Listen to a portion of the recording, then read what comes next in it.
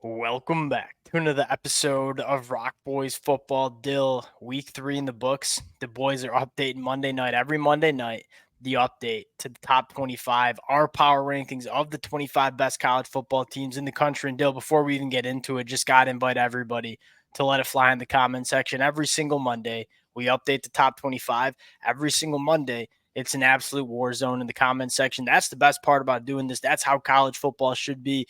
Whether you agree with the boys, whether you disagree, let it fly in the comment section. Dill, we don't even necessarily agree on our own rankings. We kind of had a little sit down, went back and forth for about an hour, kind of deciding what was going to be the ranking. So fired up to get into it. Appreciate you guys rocking with it. If y'all do enjoy the content, consider subscribing to the channel. And Dill, without further ado, let's get into this one. Let's start with this. The boys are very close to upgrading Tennessee to that top tier title contender with a road win against Oklahoma. I think we're going to see that next Monday night.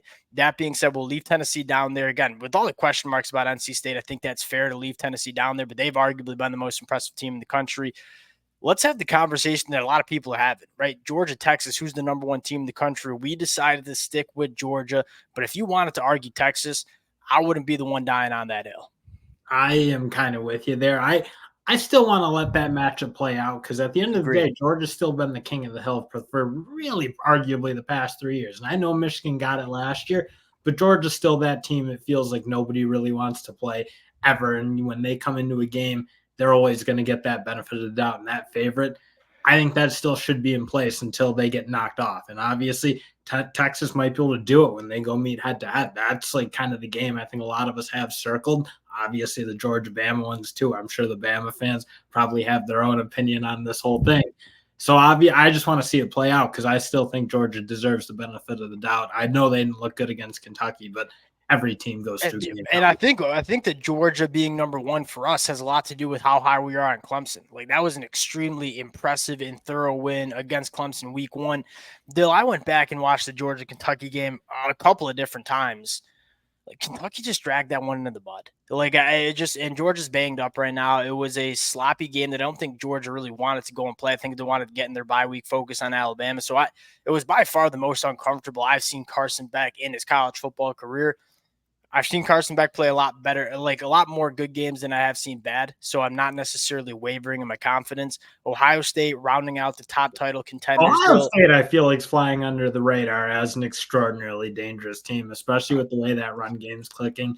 Jeremiah Smith looks like he's going to be an instant impact, ultra good weapon. So I'm not even sure I'm so much further from putting Ohio State at 1. I think they're right there neck and neck with anyone. From a pure talent standpoint, I ain't going to argue with you. I just think Georgia and Texas have had those premier wins. Ohio State hasn't really, but they're certainly looking the part. Like you see their roster in terms of the talent, like they're looking like that on the football field. Though we've talked a lot about Tennessee, I think people are starting to catch up in terms of Tennessee's not just a quarterback. They have one of the best offensive lines, I think, in the SEC. They have one of the better front sevens in the SEC, and I think that young secondary is actually looking pretty dang good. I think Tennessee's a really complete team, one of the most dangerous teams. We'll see what they are made out of Sunday or Saturday night in Norman, Oklahoma. Alabama, Ole Miss, still, we decide to jump the Miami Hurricanes over the Oregon Ducks, and I want to dig into Miami real quick because that's another team that they had that premier win against Florida. That win doesn't look as good with Florida. Looks less premier now. Yeah, like Florida's been a dumpster fire.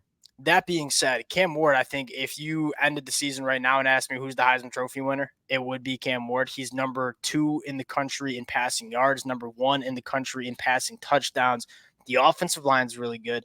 Legitimate playmakers at the wide receiver spot. Mario Cristobal is not pissing down his leg yet. You look at Miami and say, this is a team that I think they have the roster to compete for a national championship.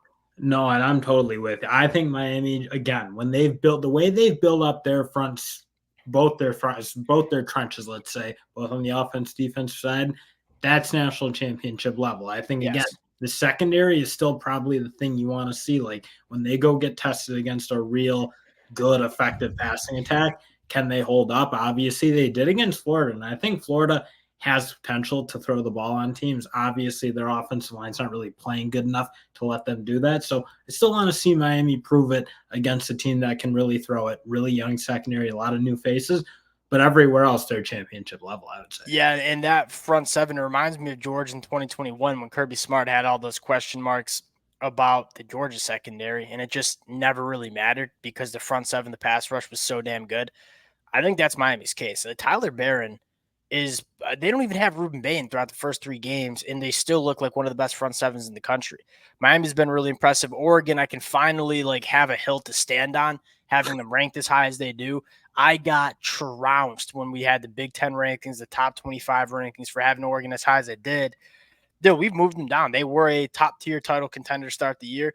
Obviously, we moved them down a little bit. They finally looked apart Saturday against Oregon State. The biggest storyline, look, Dylan Gabriel is playing all right. The wide receivers are dudes. The defense, I think, is actually better than it was in 2023, and I think it's playing as such. The big question mark was the offensive line. They found their starting five with Nishad Strother. The offensive line was elite. They only gave up 2 pressures. They ran the football for almost 8 yards per carry. With the Oregon offensive line, which we knew had the guys starting to figure it out.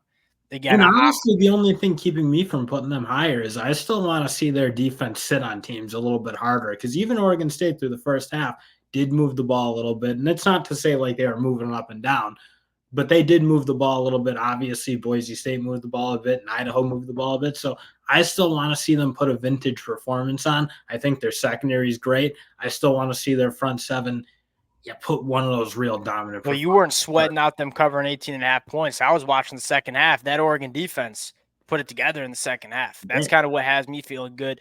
USC coming off a bye again. We're going to get a big-time answer. USC, Michigan, in Ann Arbor.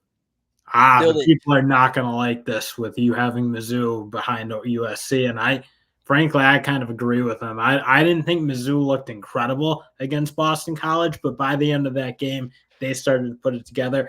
I thought you were seeing enough, frankly, from their defensive line players. I thought McClellan had a really nice game. I thought Christian Williams was playing good. That was, frankly, my big question. Everywhere else, I'm pretty comfortable. I know that offense, when it hits its stride, those running backs, those transfer backs can really play. So you're way too low on Mizzou. I think they arguably could be right behind Ole Miss at that 7 spot. I think they're really good. You kind of sold me on the defensive line, because that is true. I feel like you want to label that game a sloppy, sleepy performance from Missouri. Boston College is a gritty team. I don't know if they're a top 25 team. They weren't for us last week. They're not They're not this week either. But I think they're a really good team with a very good offensive line.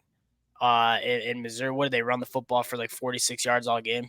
2.2 yards per carry or so. I'm kind of pulling numbers, but it was low when we kind of go back on the rewatch.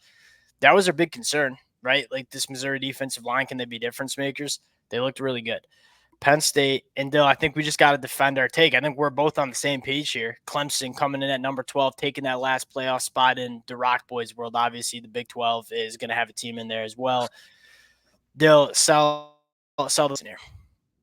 I mean, I just think that defense is still unbelievably good. I feel like people are sleeping on how good they can be. Again, Georgia sat on them a little bit. I think they shot themselves in the foot through that first half. That game can look a lot different if they're not having procedural penalties, some olds. They just were playing really sloppy on offense. And they're not a team that offensively is good enough to play that way. They need to be much more clean. I think, again, when you look at them, go play good. Solid, not good, but a solid Appalachian State team. They played really good. They were explosive. It'll be a good test. NC State is a good enough defense, I think, to be a problem for Clemson if they're not playing clean. But if they really go route NC State, I think that should turn some heads back to maybe we did overreact to Clemson. The most important piece of evidence for our Clemson theory that they're a top 12 team in the country is the emergence of Brian Wesco. That verticality in this Clemson offense, it was different when you watched them play App State. Now, again, App State, Group of 5 defense. You said it best. If we come and just see at least a resemblance of what we saw against App State, this team is going to be a force not only in the ACC, but I think in the college football playoffs, because you said it best.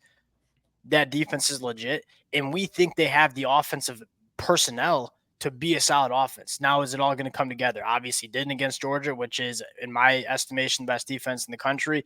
It did against App State. I think the big question is, can it come together against a team like NC State?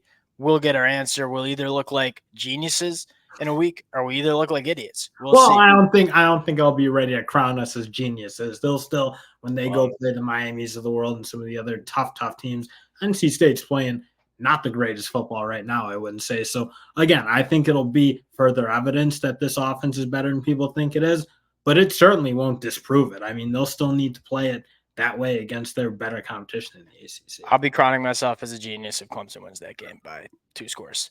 All right, going outside the top 25. Outside the top 25, let's talk about Utah. We got LSU in there. Dill, we have LSU in there against. I wouldn't say it was a great performance against South Carolina, but I think the boys are pretty damn high on South Carolina. They were able to hit some explosive plays. Again, when it gets into that tier, it's like, what quarterbacks and offensive lines do you trust? Like, you go to Oklahoma. So we trust Jackson Arnold, not the offensive line. You look at Michigan, trust the offensive line, kind of, not really the quarterback. Like, LSU's got a good offensive line. They got a good quarterback. They have weapons on the outside. Like, that LSU team, I think, as they continue to play their best football, I think only gets better. Dill, Utah with Cam Rising, it's going to be a problem, right? They're going to be a very good team. I think the question mark is Utah State was – their secondary needs to play better football. Yeah. They need to tackle better, and they need to play the ball in the air. And that's, again, Utah, I still don't think has the luxury of giving up that many big plays, especially not to a team like Utah State. Because if they see a more explosive offense and they're playing that way, they'll give up too many points. And I like Cam Rising for sure. I don't think this Utah offense is like a high-powered offense. I see. Utah's offense has been pretty damn explosive. Again, small sample size, not great competition to start the year. But like Cam Rising is averaging almost 19 yards per completion. Like, they're hitting some big plays. Again, you want to see that as you get into Big 12 play. We're going to get our answer. I was going to say, like, if they're really explosive against Oklahoma State, and Oklahoma State obviously is a team that kind of just, they want to put the lid on you and then tighten up in the red zone. So again, if they can hit some explosive plays, I may have to rethink that take, if you will, and maybe rethink where Utah's at and probably have them right up in the top 10. Yeah, Utah, Kansas State, Oklahoma State. That's we were never that high in Arizona. That's not why we're like totally overreacting. I'm not taking anything away. I should rephrase that. Kansas State was very impressive. They were getting Avery Johnson more involved from an athleticism standpoint, which I was a fan of. Dylan Edwards is a weapon that needs to be used more in that offense. But still, I look at Utah, Kansas State, Oklahoma State as the clear trio that's competing for that Big 12 championship bid. Notre Dame, don't know what to – like, Riley Leonard still, I don't think, throwing a touchdown pass, but they can run the football kind. Notre Dame's in there. We'll leave it at that. Oklahoma. Boys are lower on Oklahoma. Dill, I'm nervous about that offensive line. They're not able to establish themselves against teams that are far inferior. I mean, Tulane's a decent program, but they're not the great, and they're not running the ball consistently at all. I think, again, this Tennessee game will be very revealing. I think if this offensive line doesn't figure it out very quickly, I think that Tennessee game could very easily get away from them. Then we'll have to rethink kind of where they belong in this tier. And I know the Oklahoma fans, like, we know they're dealing with some injuries, like 100%. Nick Anderson on the outside, obviously banged up on the offensive line. But even with like a fully healthy offensive line, like, how confident are we in the best five that they have as, again, SEC play? That's when we're going to get our answer. Because, again, I think this defense is really good. I think Jackson Arnold is really good. I think this passing attack can be very good once Nick Anderson comes back.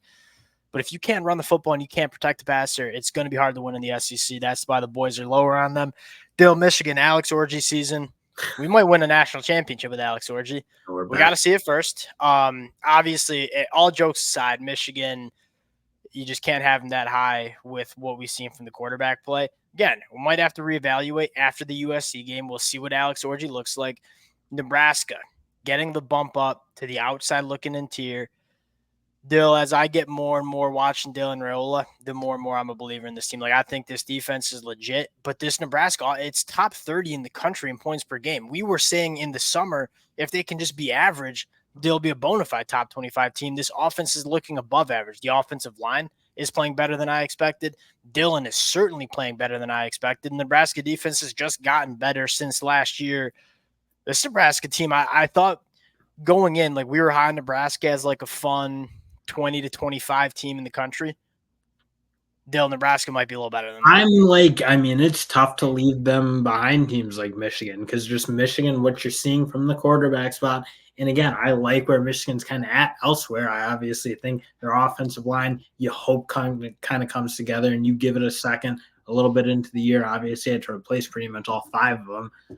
But at the end of the day, when you're playing quarterback the way Michigan's playing quarterback, it's really hard to take them over a team in Nebraska who I don't think physically is giving up that much. I don't think their defense is as talented, and I don't think they're as talented necessarily everywhere else around than Michigan. But their quarterback play has been infinitely better, and Michigan's has really struggled, even against teams like Arkansas State and Fresno State. I mean, it's really tough to kind of know where to put Michigan, I think, right now. 100%. I think we're either putting Michigan higher or dropping them out of the top 25 if they lose to USC, at least in my opinion, depending on what the game looks like. Rounding it out, 21 through 25, Louisville. They just need a chance to prove it. They just need I like what I see. And we all know Coach Brown wants the pants. When he has an opportunity to pull the pants down on a team, he's going to pull the pants down. He's certainly been doing that. Got to see it against you're playing Georgia Tech this weekend, so we'll kind of get our answer. Syracuse, ain't nobody paying attention to that team in Central New York. Kyle McCord. Look, Kyle McCord starting. I'm looking at these top 25 teams. I don't know if it's a great example to say Kyle McCord starting on a lot of these teams. Certainly would start on Michigan. That being said, Kyle McCord's one of the better quarterbacks in the country, and he's playing like that. UCF run game is going to be hard to deal with. Like when you can run the football like UCF can, like that's going to be a gritty team. They have a veteran offensive line with obviously KJ and RJ Harvey in the backfield. Question marks about the defense. TCU definitely lit them up, but road victory against TCU is impressive. Texas A&M is probably the hot take for the boys. What does the AP have Texas A&M in there? No. So a little bit of a hot take from the boys here. Dill, Texas A&M, they found something with Marcel Reed, huh? Yeah, no, and I take that back. They are having them at 25. I was gonna say, I thought you told me they were. So yeah, I had to pull that one up real quick. But I think that's kind of the interesting story is how good can they be? And I mean, obviously, Mike Elko is giving no indication on where he's leaning in terms of when Wigman's back healthy. Is he going to be the guy? But man, that offense kind of looked like you would want it to look. They were running the ball really effectively. They were getting their players in space effectively. And Marcel Reed, I think people are underrating how much command he had as a passer. I thought he looked really in control, was taking his checkdowns when he was supposed to, getting the ball out and not making mistakes. If this Texas A&M team can play clean offensive football and run the ball pretty effectively, with that defensive line and how much impact that unit can have on a football game, I think they can be really, really dangerous. Obviously, if Wigman doesn't really play really poorly against Notre Dame, I think they win that football game. I'm in on Texas. We were in on Texas A&M to start the season with Marcel Reed at quarterback. Back in on the Ags. I'll take my I'll die on my Cal. You can't really see Cal. We got to get a little bit better of a graphic for Cal. Cal's coming in at 25. Dill, Fernando Mendoza, he's a dude. He's a dude, and that team makes plays. And they're well coached on defense. He gives me Riley Leonard at Duke vibe. When you're like, oh, Riley Leonard's kind of being a gamer, and he's like just kind of, again, is it the cleanest, is it the prettiest kind of brand of football? Definitely not, but they're marching the ball, they're moving the ball up and down the field on teams, and they have some real impact players on defense who make some big-time plays, especially that middle linebacker. That Teddy Buchanan guy, he ain't no joke, coming from the FCS, I believe. Dill, the biggest mistake I see people make when they talk college football quarterbacks is like, oh, is he a draftable guy? Yeah, Dylan Gabriel's not a good draftable guy, but he was awesome. He's awesome. Dylan Gabriel's like Tim Tebow wasn't an NFL guy, but he was an elite quarterback in college. Like these quarterbacks that are not necessarily in the top 10 on NFL draft boards can still be damn good quarterbacks that win you a lot of football games in college. That's where I'd put Fernando Mendoza. That kid's a gamer. He's chippy. Love it. That'll round it out. Again, appreciate you guys rocking with the fellas. If y'all do enjoy the content, consider subscribing to the channel. Appreciate you guys. We'll talk to y'all later.